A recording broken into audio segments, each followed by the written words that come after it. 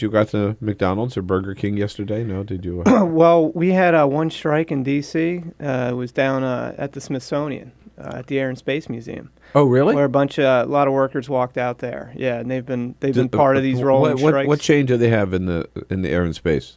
What do they have? What one of the chains? Yeah, they have. This is McDonald's, or it's a franchisee-owned McDonald's down there. Oh, really? And yeah. a lot of the workers in the museum. In the museum, I've been in that museum in a long time. So yeah. So these workers are they're all making around minimum wage. And a lot of them are upset because they're working in what's a government property, right? So their whole beef is not only no pun with beef intended. Not only are they really low paid, but they feel like their low wages are underwritten by the government. So that's been part of why they've been out there making a lot of noise on this. And how long were they off? They were off for the day. It's not clear, like in a lot of these strikes, kind of how many workers were on for the day, how many kind of formally walked out. But in a lot of places, it's been enough to basically shut down the store. Well, that's what I was curious about, because I know in some places it was just like maybe for an hour that they walked out. But if they do, and if enough of them do, they can't serve their customers, right? Yeah, with these kind of rolling strikes, there's been one popping up every few weeks or months now. In a lot of cases, it's been big enough so that some of these places can't carry on with their business, and that's a pretty big deal in an industry where workers aren't unionized, they don't do formal strikes, but in some cases they've actually been able to disrupt the operations. And that's unlike these Walmart strikes that we've seen, where it doesn't put a dent in what a Walmart does for the day, because you don't get enough workers to walk out because those places are so big.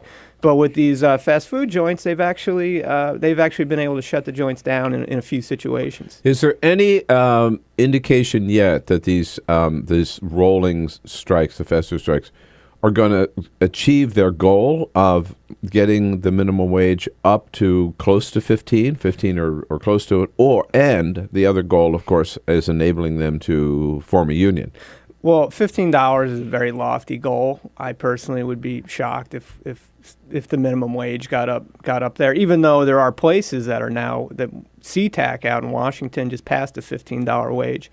I think broadly, kind of the significance of this is that these fast food strikes are now in the public imagination. The president was kind of obliquely addressing them the other day. Yep. And for what was these kind of very small, isolated things a few months ago, for that to be on the national radar and to frankly be on the president's radar, especially when he's making this minimum wage push, I think that's a huge deal. And these strikes, people see it. It's kind of becoming part of the discourse when we talk about low wages.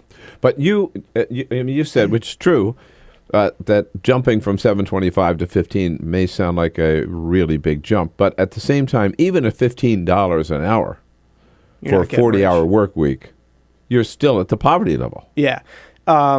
You'd be talking about a salary of, if you're lucky enough to get full-time work, and most of these folks don't, you'd be at salary in the high 20s, which in these cities, in D.C. and New York, you're barely eking by, if you are eking by. Yeah. So that's kind of, when you think about that, so that's what you'd be making on $15 an hour. Think about the fact that a lot of these folks are at $7.25, and in New York, the minimum wage is no higher than the federal. It's $7.25, and what we think of as the most expensive place in the world. So I think when you think about it in those terms, you see how there really is this yawning gap in the U.S. between what is our minimum wage and what is a living wage in most places.